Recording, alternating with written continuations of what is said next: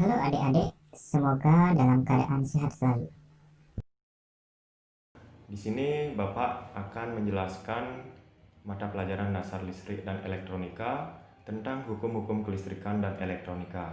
Nah, pada mata pelajaran sebelumnya atau materi sebelumnya kita sudah membahas tentang hukum Ohm. Nah, sekarang kita akan belajar tentang hukum Kirchhoff.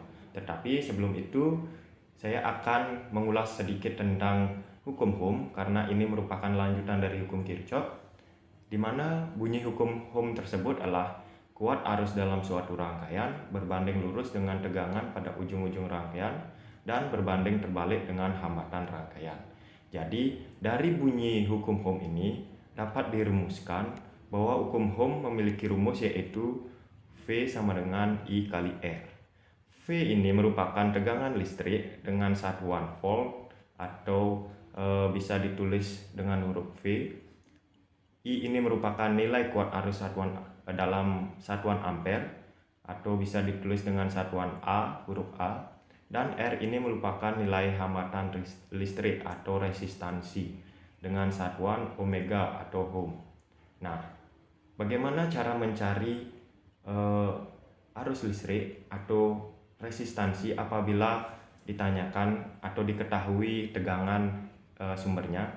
Jadi rumusnya dapat dicari apabila ditanyakan ampere atau kuat arus, maka kita tutup huruf I ini. Ini merupakan simbol ampere. Jadi kita tutup ini, maka yang masih tersisa yaitu V dan R. Jadi rumus untuk mencari kuat arus yaitu I sama dengan V per R. Nah, apabila kita ingin mencari nilai resistansi, maka kita tutup huruf R-nya, maka yang tersisa itu adalah V dan I. Jadi rumus untuk mencari nilai resistansi yaitu R sama dengan V per I. Nah, kita lanjutkan saja ke hukum-hukum Kirchhoff. Nah, hukum Kirchhoff.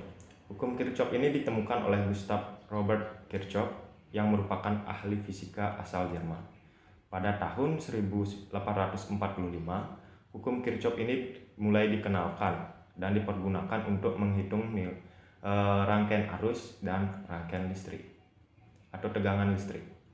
Nah, hukum Kirchhoff ini dibagi menjadi dua, yaitu hukum Kirchhoff 1 yang merupakan Kirchhoff Current Law yang merupakan hukum yang mengatur tentang arus, dan hukum Kirchhoff 2 yaitu Kirchhoff Voltage Law. Nah, kita langsung saja ke hukum Kirchhoff 1.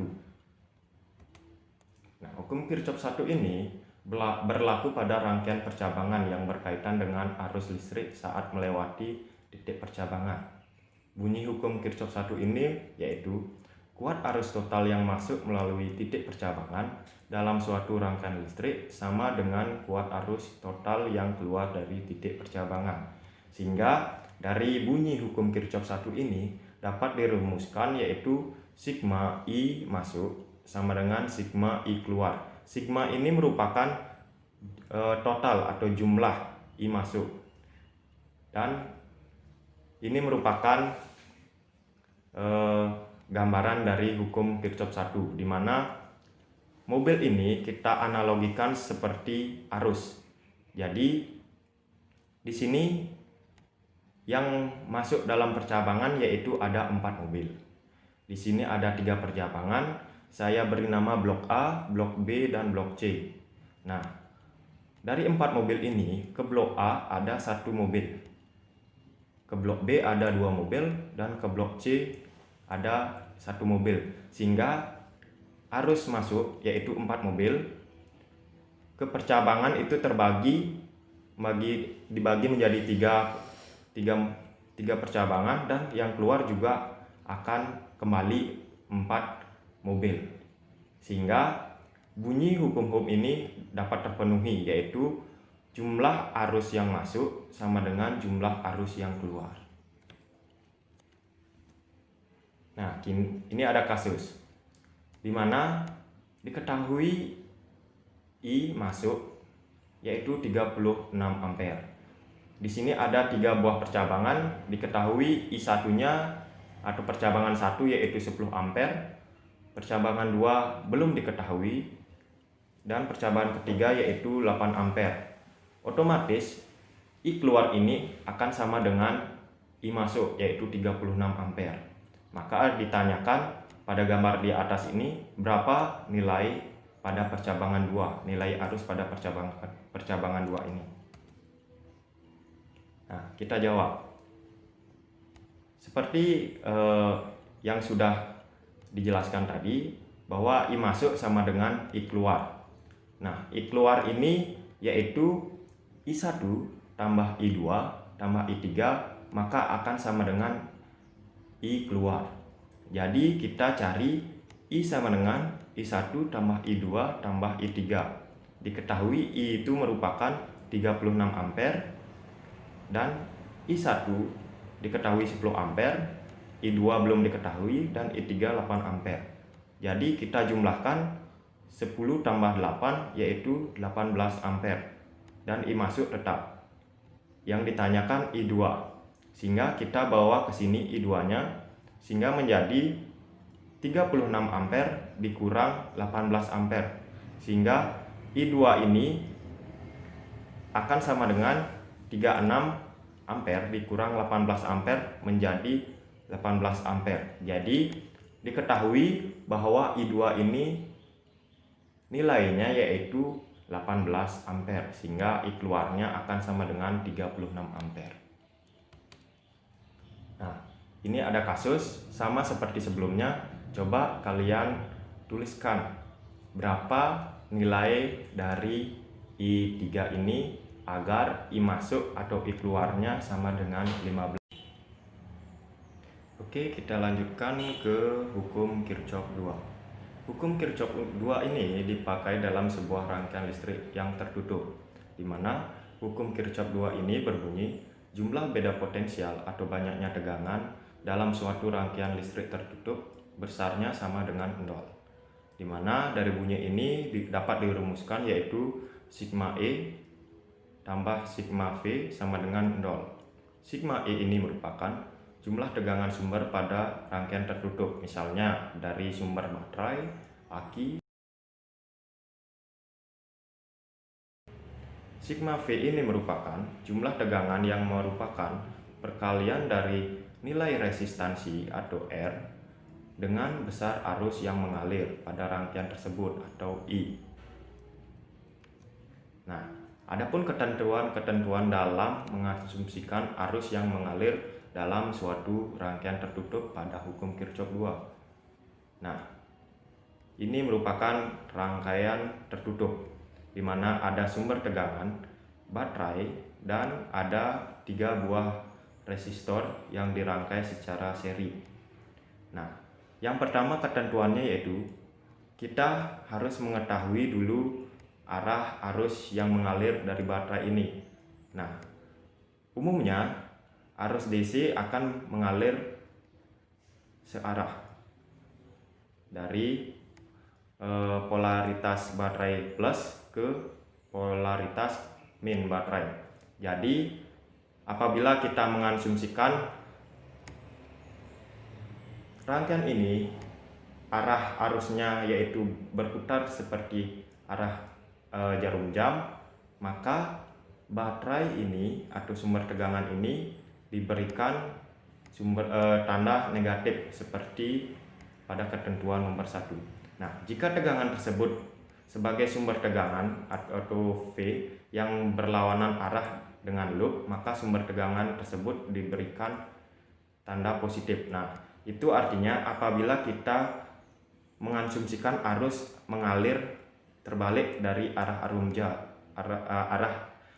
jarum jam yaitu ke kiri, sehingga sumber baterai ini diberikan tanda positif yaitu mulai dari sini berjalan. Nah, yang ketiga yaitu jika tegangan tersebut merupakan perkalian dari resistansi pada resistor dan besar arus listrik yang mengalir searah dengan loop atau rangkaian tertutup, maka diberikan tanda positif. Nah, selanjutnya yaitu apabila nilai perkalian resistor dengan nilai arus tersebut berlawanan arah dengan loop atau rangkaian tertutup, maka diberi tanda negatif. Oke, dari rangkaian ini kita asumsikan dulu arah arusnya akan mengalir berlawanan apa searah dengan jarum jam. Nah, di sini saya asumsikan bahwa mengalir searah dengan jarum jam. Jadi kita mengasumsikan mulai dari sumber tegangan ini yaitu nilainya negatif seperti ketentuan nomor 1. Maka arus akan terus mengalir ke R1 di mana nilai arus dan resistansi ini akan menjadi V1 atau VR1 dengan diberikan tanda positif sesuai dengan ketentuan nomor 3. Begitu juga nilai resistor 2 menjadi VR2 dengan nilai VR-nya yaitu diberi tanda positif, dan juga pada nilai resistansi ketiga yaitu VR3 karena arah arusnya yaitu searah dengan loop. Nah, apabila kebalik maka yang didapat yaitu VR3-nya negatif, VR2-nya negatif, dan VR1-nya juga negatif. Hanya baterainya saja atau sumber tegangannya saja yang mendapat nilai positif sesuai dengan ketentuan nomor 2 dan 4. Oke, kita coba beri contoh. Nah, di sini ada sumber tegangan baterai dengan nilai 9 volt. R1-nya yaitu 8 ohm, R2-nya yaitu 5 ohm, dan R3 5 ohm. Kita asumsikan terlebih dahulu yaitu searah jarum jam, sehingga sigma E ini yaitu min 9 volt.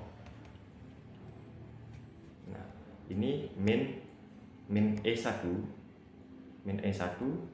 terus arus akan mengalir ke sini yaitu perkalian antara I dan R1 sehingga ada plus VR1, lalu arus mengalir ke sini yaitu plus VR2, dan arus mengalir ke sini yaitu plus VR3.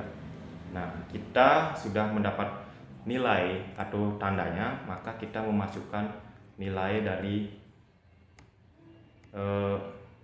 nilai-nilai dari komponen ini yaitu E1 yaitu min 9 volt yang plus I kali R1 plus I kali R2 dan plus I kali R3. Karena I ini belum diketahui, maka kita kumpulkan R1 plus R2 plus R3 karena